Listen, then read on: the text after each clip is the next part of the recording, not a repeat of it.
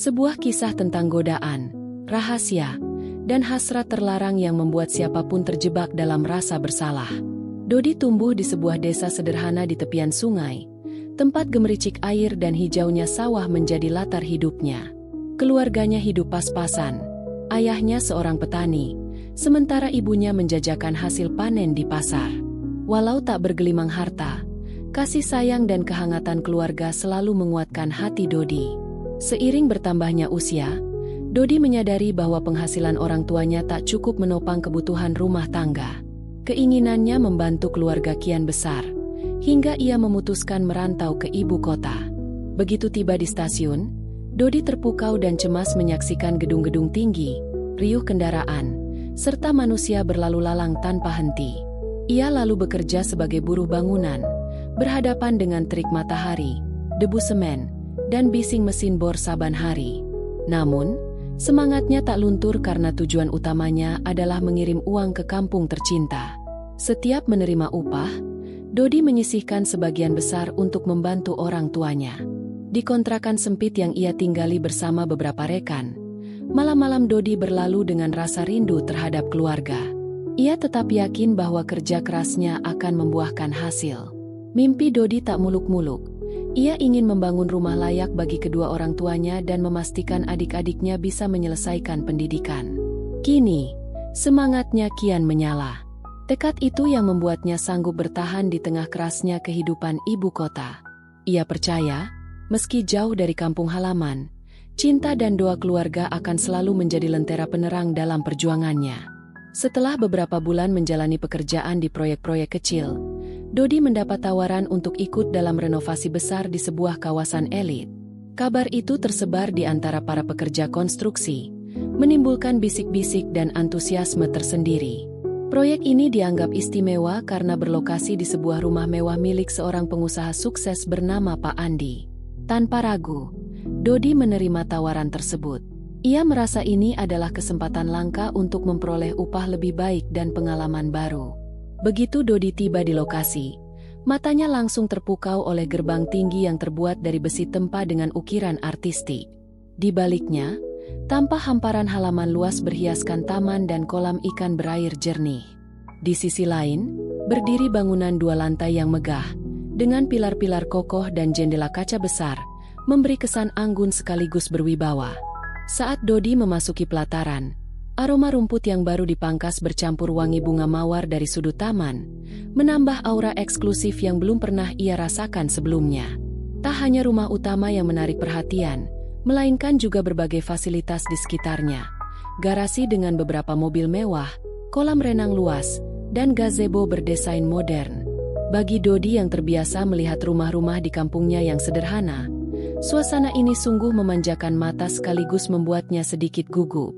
Ia sempat bertanya-tanya, bagaimana bisa seseorang memiliki properti semewah ini? Di proyek ini, Dodi ditugaskan membantu memperbaiki struktur bangunan lama yang mulai retak, serta menambah beberapa ruangan sesuai permintaan pemilik. Ia bergabung bersama tim yang terdiri atas tukang kayu, tukang cat, serta mandor berpengalaman. Sejak awal, mandor menjelaskan bahwa Pak Andi, sang pemilik rumah, sering berada di luar kota. Itu berarti sebagian besar waktu yang ditempati di rumah hanyalah istri Pak Andi, Bu Melati, beserta para asisten rumah tangga. Bagi Dodi, fakta tersebut sedikit melegakan karena ia tak perlu berhadapan langsung dengan orang berpengaruh seperti Pak Andi. Namun, rasa penasarannya timbul. Seperti apa sosok Bu Melati? Apakah ia ramah, sama seperti pemilik rumah yang lain? Atau justru sebaliknya? Rekan-rekannya menyebut Bu Melati sebagai sosok yang elegan, jarang keluar rumah, tapi selalu mengawasi proses renovasi dengan penuh perhatian. Hari pertama pekerjaan di sana dipenuhi kesibukan, membongkar bagian atap yang bocor, mengangkut material semen dan pasir ke halaman belakang, serta menyusun rencana penempatan ulang pipa air. Dodi bekerja keras sejak pagi hingga petang. Ia ingin membuktikan bahwa dirinya mampu diandalkan. Terlebih proyek ini disebut-sebut akan berlangsung lama dan melibatkan biaya besar. Semakin baik performa kerjanya, semakin besar pula harapan Dodi untuk menambah tabungan bagi keluarganya di kampung. Saat istirahat siang, Dodi sempat melirik halaman sekeliling. Tiupan angin menyejukkan mengusir lelah. Tapi tetap ada perasaan asing yang menyeruak di benaknya. Rumah ini jauh berbeda dari kehidupan yang biasa ia jalani. Dalam hati, Dodi bertanya-tanya bagaimana suasana rumah yang begitu mewah ini di malam hari, terutama ketika pemiliknya sering absen. Keheningan yang tersisa mungkin justru menghadirkan kesepian yang hanya dapat dipahami oleh mereka yang tinggal di dalamnya. Disinilah Dodi memulai babak baru dalam perjalanannya sebagai buruh bangunan. Ia berharap, dengan bergabung di proyek prestisius seperti ini, masa depannya akan semakin cerah. Tanpa ia sadari, keputusan menerima pekerjaan di rumah megah tersebut tak hanya membuka jalan untuk meningkatkan taraf hidupnya, tetapi juga menuntunnya ke arah peristiwa-peristiwa yang di kemudian hari akan menguji keyakinan, moral, dan perasaannya.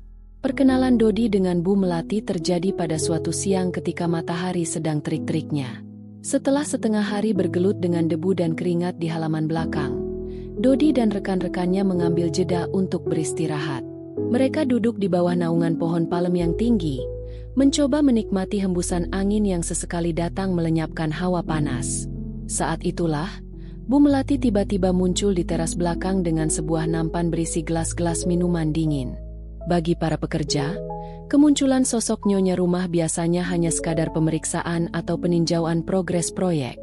Namun, Bu Melati tampak berbeda. Ia tidak hanya sekadar melihat-lihat. Ia menghampiri rombongan tukang dengan senyum hangat. Rambutnya yang panjang dan terurai tampak tertata rapi, sementara baju santai yang ia kenakan tetap terlihat elegan. Pancaran matanya yang lembut serta tutur kata ramahnya membuat Dodi, yang biasanya jarang bersentuhan dengan kalangan kelas atas, merasa sedikit canggung sekaligus tersanjung. "Silakan diminum dulu, biar segar," ujar Bu Melati sembari membagikan gelas satu persatu. Nada suaranya menenangkan, seolah ingin memastikan semua orang yang bekerja di rumahnya benar-benar merasa nyaman. Dodi, yang masih memegang skop di tangannya, agak gugup ketika Bu Melati menyodorkan segelas es jeruk dingin. Tangannya sedikit gemetar saat menerimanya, namun ia berusaha memasang raut tenang. "Terima kasih, Bu," jawab Dodi pelan. Seketika, embun pada permukaan gelas menyejukkan telapak tangannya. Saat ia meneguk minuman itu, kesejukan menjalar ke seluruh tubuh yang seolah terbakar oleh terik matahari sejak pagi. Dalam hati, Dodi merasa gerak-geriknya diperhatikan oleh Bu Melati, namun ia berusaha menepis pikiran itu. Bisa jadi Bu Melati memang memerhatikan semua pekerja, bukan hanya dirinya seorang. Setelah beberapa percakapan singkat mengenai cuaca dan progres kerja, Bu Melati pun sempat bertanya, "Kamu sudah berapa lama jadi tukang bangunan?" Mata Bu Melati menatap Dodi dengan minat tulus. Ia terlihat seperti ingin mengenal lebih jauh orang-orang yang bekerja di rumahnya. Dodi menjelaskan dengan sopan bahwa dirinya baru setahun terakhir bekerja di kota, dan proyek ini adalah salah satu proyek terbesar yang pernah ia tangani. Mendengar hal itu, Bu Melati menanggapinya dengan anggukan lembut dan senyum kecil. Momen-momen sederhana seperti ini terus berulang di hari-hari berikutnya. Terkadang, Bu Melati datang membawa camilan atau sekadar memastikan kebutuhan para pekerja terpenuhi. Lama-kelamaan, Dodi mulai menangkap kesan bahwa Bu Melati memang sosok yang perhatian. Ia tampak peduli pada detail, bukan hanya soal hasil renovasi, melainkan juga kenyamanan tim yang sedang bekerja. Sering pula ia menanyakan pendapat Dodi tentang penempatan bahan bangunan atau warna cat dinding, seolah ingin menghargai sudut pandang orang yang sehari-hari berkutat langsung di lapangan. Dari sinilah benih kedekatan mereka perlahan tumbuh. Ketika para pekerja lain sibuk dengan tugas masing-masing, Dodi dan Bu Melati kerap terlibat dalam obrolan singkat yang tampak remeh, namun diam-diam menyisakan kesan mendalam di hati keduanya. Bagi Dodi, perhatian Bu Melati bak oase di tengah kerasnya kehidupan proyek. Sementara Bu Melati, yang sering ditinggal suami demi urusan bisnis, menemukan sosok pendengar yang tulus pada diri Dodi. Meskipun demikian, Dodi berusaha menjaga sikap. Ia selalu mencoba menempatkan dirinya sebagai orang luar yang hanya hadir untuk bekerja. Ia sadar betul bahwa rumah ini bukan miliknya, dan Bu Melati adalah istri Pak Andi, majikan yang memberi makan banyak pekerja, termasuk dirinya. Namun, kehadiran Bu Melati yang menenangkan kerap menyusup ke pikiran Dodi di luar jam kerja, menghadirkan debaran tak menentu yang menambah kerikil dalam hatinya. Setiap kali Dodi mengingat senyum lembut Bu Melati atau sorot mata hangatnya, ia diserang rasa bingung dan cemas. Ia tahu, seharusnya tak boleh menyimpan perasaan lebih dari sekadar hormat kepada wanita itu. Namun, seharusnya, mulai goyah di hadapan atensi dan kebaikan yang makin sering mereka bagi. Bagaimanapun, sebuah awal baru telah dibuka dalam lembaran kehidupan Dodi, meski ia sendiri belum tahu akan kemana arah kisah ini berujung. Seiring berjalannya waktu, relasi antara Dodi dan Bu Melati semakin berkembang. Pada mulanya, percakapan mereka terbatas pada seputar proyek, seperti pilihan cat dinding, tata letak pot bunga, atau jadwal pasokan bahan bangunan. Namun, lambat laun, obrolan itu merembet ke topik yang lebih personal. Dodi tak pernah menyangka bahwa wanita secantik dan terpandang seperti Bu Melati juga menyimpan kerinduan pada hal-hal sederhana, misalnya berkebun di pagi hari atau menikmati senja bersama orang tersayang. Suatu sore, saat pekerja lain sudah pulang, Dodi masih sibuk merapikan peralatan di halaman belakang. Keringatnya menetes di pelipis, berbaur dengan debu semen yang menempel di lengannya. Tiba-tiba, Bu Melati muncul sambil membawa payung kecil. Ia menghampiri Dodi, menawarkan untuk berteduh karena gerimis ringan mulai turun. Meski awalnya ragu, Dodi akhirnya menerima tawaran itu. Mereka pun berjalan menuju teras, berhimpitan di bawah payung yang sama. Hawa lembab dan sisa panas matahari membingkai keakraban sesaat di antara keduanya. Sesampainya di teras, Bu Melati meminta Dodi menunggu sebentar karena ia ingin mengambilkan handuk bersih untuk mengelap keringat. Dodi duduk di sebuah kursi rotan, menatap langit yang perlahan berubah kelabu. Selang beberapa menit, Bu Melati kembali, menyodorkan handuk dan menanyakan apakah Dodi sudah makan siang yang cukup. Di momen itu, Dodi untuk pertama kalinya merasakan sensasi berdebar yang sulit dijelaskan. Suara Bu Melati terdengar lembut, seolah ditingkahi oleh rintik hujan yang menambah suasana kian intim. Pada kesempatan lain, ketika Dodi tengah mengecat dinding bagian dalam rumah, Bu Melati kerap datang untuk mengantarkan air putih atau sekadar menanyakan progres. Kadang, ia berhenti sejenak menyaksikan Dodi bekerja, memperhatikan gerakan tangannya yang telaten menggoreskan kuas. Walau Dodi fokus pada pekerjaannya, ia bisa merasakan tatapan Bu Melati yang bagai menembus dinding hatinya. Setiap kali ia menengadah, Bu Melati menyambut dengan senyum tipis dan pertanyaan hangat seperti, "Kamu sudah lelah? Mungkin butuh istirahat sebentar." Berulang-ulang pula Dodi menolak tawaran itu, lebih karena ia tak ingin merepotkan sang nyonya rumah. Namun, benih-benih ketertarikan itu tumbuh dengan cepat. Bukan hanya perhatian Bu Melati yang membuat Dodi gelisah, tatapan mata mereka kerap saling beradu secara tidak sengaja, menimbulkan suatu rasa yang belum pernah Dodi alami sebelumnya. Dalam hati, Dodi tahu bahwa keadaan ini berbahaya. Bu Melati adalah istri Pak Andi, majikannya.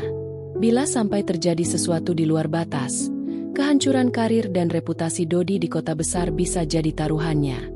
Terlebih, ia masih ingin menafkahi keluarganya di desa. Di sisi lain, Bu Melati pun tampak mulai menggali lebih dalam kehidupan pribadi Dodi. Ia menanyakan latar belakang keluarga, bagaimana Dodi bisa merantau, bahkan apa impian Dodi di masa depan. Ada sorotan kesepian di mata Bu Melati saat ia mendengar cerita tentang kampung halaman, seolah ia juga merindukan kesederhanaan yang sudah lama ia tinggalkan. Dodi bisa menebak bahwa di balik kemewahan rumah ini, mungkin ada kekosongan yang menyelimuti hati Bu Melati. Setiap kali mereka berpisah setelah percakapan panjang, Dodi selalu dihantui perasaan bersalah sekaligus penasaran. Ia memikirkan status Bu Melati sebagai wanita yang seharusnya tak bisa ia dekati. Namun, perhatian dan pengertian yang diberikan Bu Melati membuat Dodi sulit menahan laju gejolak hatinya. Diam-diam, ia merindukan setiap jeda waktu ketika mereka bisa bertukar kata walau hanya sebentar. Keadaan menjadi lebih rumit ketika rekan-rekan kerja mulai menyadari ada sesuatu antara Dodi dan Bu Melati. Mereka tak berani bicara terang-terangan, tetapi senyum kecil dan tatapan aneh kerap muncul saat melihat Dodi dan Bu Melati berinteraksi. Bukan tak mungkin gosip yang beredar akan sampai ke telinga Pak Andi. Tekanan ini pula yang membuat Dodi kian bimbang. Akankah ia menghentikan interaksi demi menjaga keamanan pekerjaannya, Atau membiarkan perasaan itu tumbuh walau ia sendiri tak tahu bagaimana akhirnya? Di titik ini, Dodi mulai menyadari bahwa pekerjaannya di rumah mewah tersebut telah berkembang menjadi perjalanan batin yang membingungkan. Tembok-tembok tinggi, koridor megah, serta kebun luas di halaman rumah seakan menjadi saksi bisu atas perubahan emosinya. Setiap langkah di lantai yang mengilap, setiap tarikan napasnya di ruangan ber-AC, semuanya kian mendekatkan ia pada Bu Melati. Sebuah hubungan yang perlahan keluar dari batas kewajaran seorang buruh dan nyonya rumah. Meski demikian, Dodi belum sepenuhnya menyadari bahwa inilah awal dari sebuah dilema besar yang akan mengguncang hidupnya di kemudian hari. Dodi berusaha menghindari tatapan Bu Melati. Setiap kali pandangan mereka beradu, jantungnya berdegup kencang. Ia sadar tujuannya, bekerja demi keluarga di kampung. Namun, perhatian lembut Bu Melati kian sulit diabaikan. Suatu sore, saat merapikan alat di gudang, Dodi dikejutkan oleh kehadiran Bu Melati. Ia memintanya duduk di bangku taman dan bercerita tentang kesepian yang mendera rumah megah tanpa Pak Andi. Dodi mendengarkan, menahan resah yang merayap di benaknya. Dalam obrolan singkat itu, Dodi menyadari kedekatan mereka tak lagi sekadar urusan proyek. Wajah Bu Melati yang diterpa senja memancarkan sorot lembut, mengikis batas antara majikan dan pekerja. Sepulang ke kontrakan, Dodi didera rasa bersalah. Ia tahu tak seharusnya memupuk perasaan terlarang. Di satu sisi, ia amat butuh pekerjaan ini. Di sisi lain, ia merasakan kehangatan yang selama ini tak pernah ia dapatkan. Setiap hari, Dodi semakin khawatir tak mampu memadamkan gejolak hati yang diam-diam terus tumbuh. Di tengah hangatnya kedekatan tersembunyi itu, kabar mengejutkan pun datang. Pak Andi memberitahu bahwa ia akan pulang lebih cepat dari jadwal. Mendengar hal ini, para pekerja lain segera meningkatkan tempo renovasi agar proyek bisa mendekati target. Dodi terhimpit di antara dua rasa. Lega karena majikan akhirnya kembali, sekaligus cemas memikirkan Bu Melati. Sore itu, Dodi berniat membereskan sisa cat di kamar tamu. Ia tak menyadari bahwa Bu Melati sedang menunggunya di balik pintu. Wanita itu memintanya tinggal sebentar untuk membantu membetulkan engsel lemari. Dodi setuju, meski perasaannya bergejolak. Suasana mendadak sunyi ketika pintu kamar ditutup. Hanya ada mereka berdua, terperangkap dalam keheningan yang mengundang debaran. Tanpa diduga, di lorong sebelah, Pak Andi telah tiba. Langkah kakinya terdengar mantap, seolah membawa amarah yang siap meledak. Dengan wajah merah padam, ia membuka pintu dan mendapati istrinya berdiri terlalu dekat dengan Dodi. Seisi ruangan sontak membeku. Napas Pak Andi tersengal melihat kenyataan di depan mata. Dodi menunduk, sementara Bu Melati gemetar menahan tangis. Sekejap kemudian, pertengkaran sengit pun tak terelakkan. Pak Andi menuduh Dodi mengkhianati kepercayaannya dan mengancam akan memecat seluruh tukang. Suara keras itu bergema di seluruh rumah, seolah menegaskan akhir pahit dari hubungan terlarang yang tak lagi bisa disembunyikan. Seketika keadaan berubah kacau. Teriakan Pak Andi menyentak suasana sepi di dalam rumah. Ia merasa dikhianati oleh dua orang terdekat, istri yang ia cintai dan pekerja yang ia percaya. Bu Melati memohon agar suaminya mau mendengarkan penjelasan, sementara Dodi hanya bisa menunduk dengan ekspresi penuh rasa bersalah. Entah karena terkejut atau marah, wajah Pak Andi memerah, napasnya tersengal-sengal, seakan bersiap melayangkan pukulan. Sadar situasi bisa semakin memburuk, para pekerja lain yang mendengar keributan segera berdatangan. Mereka menatap ngeri pada pemandangan itu, tak tahu harus bertindak atau diam. Tangan Pak Andi bergetar saat menuding ke arah Dodi. Ancaman pemecatan terlontar dari mulutnya, membuat semua orang semakin tegang. Tak satu pun berani membela Dodi, walau mereka tahu ia hanyalah pemuda desa yang terjerat keadaan. Bu Melati mencoba menenangkan suaminya, namun permintaan maaf dan isak tangisnya tak mampu meredam amarah Pak Andi. Dengan suara parau, ia mengusir Dodi dari rumah saat itu juga. Lebih jauh lagi, ia bahkan berencana memutus kontrak renovasi, yang berarti para pekerja lain ikut menanggung akibat. Sementara Bu Melati meratap, Dodi hanya bisa bergegas membereskan barang-barangnya di sudut ruang istirahat para tukang. Seluruh kejadian itu membekukan hati Dodi. Ia sadar keputusannya telah menghancurkan kepercayaan yang dulu menyejahterakannya. Wajah teman-temannya mengguratkan simpati dan kebingungan. Mereka tak menyangka insiden ini bisa berakhir sedemikian pahit. Dodi menunduk, menahan diri agar tidak menimbulkan lebih banyak keributan. Sementara itu, Bu Melati menangis di pelukan Pak Andi, memohon agar setidaknya memberikan kesempatan pada para tukang yang tidak bersalah. Akan tetapi, kemarahan Pak Andi terlalu besar. Rasa cemburu dan kepercayaannya yang hancur telah menutup hati dari penjelasan manapun. Rumah megah yang awalnya tampak sempurna kini bagai panggung drama penuh amarah dan penyesalan. Dodi pun melangkah keluar gerbang dengan punggung tertunduk. Saat menengok ke belakang, ia melihat Bu Melati berdiri di balik jendela, menatapnya dengan wajah hampa. Mungkin penyesalan serupa juga menghinggapi wanita itu, tetapi semua sudah terlambat. Dengan menumpang truk pengangkut material, Dodi meninggalkan rumah mewah tersebut, membawa pergi luka hati dan rasa bersalah. Bagi Dodi, kisah ini menjadi pelajaran pahit. Keinginannya memperbaiki nasib justru terjebak dalam cinta terlarang yang berakhir nestapa. Tak ada yang tahu bagaimana nasib pernikahan Pak Andi dan Bu Melati ke depannya. Namun bayang-bayang perselingkuhan ini akan terus menghantui rumah mewah tersebut. Sebuah goresan luka yang tak mudah terhapus, bahkan oleh waktu. Kisah ini berakhir di tengah perasaan hampa dan penyesalan yang membekas di hati setiap pelakunya. Dodi, yang awalnya merantau untuk memperbaiki kehidupan keluarga, justru terseret dalam hubungan terlarang. Kedekatan dengan Bu Melati memberinya kehangatan sesaat, tetapi menuntun ke jurang kerugian yang jauh lebih besar. Meski ia merasa bersalah, penyesalan tak akan mampu mengubah kenyataan bahwa ia telah kehilangan pekerjaan dan merusak kepercayaan majikannya. Bagi Bu Melati, kehampaan rumah mewah itu tetap tak terobati. Cinta Pak Andi yang dulu ia anggap tak tergantikan, kini ternoda oleh kecurigaan dan sakit hati. Sementara Pak Andi, yang mengira memiliki segalanya, justru menemukan dirinya dihadapkan pada pengkhianatan paling menyakitkan. Tak ada lagi ketenangan di balik tembok-tembok megah, hanya luka yang tak mudah tersembuhkan. Kehidupan di rumah itu berjalan seperti semula di permukaan, namun bayang-bayang perselingkuhan terus mengintai dari sudut-sudut kamar. Trauma dan kekecewaan melekat, seolah mengingatkan bahwa harta dan kemegahan bukan jaminan kebahagiaan. Pada akhirnya, cerita ini menjadi pelajaran pahit tentang betapa rapuhnya hubungan yang dibangun tanpa kesetiaan dan kejujuran.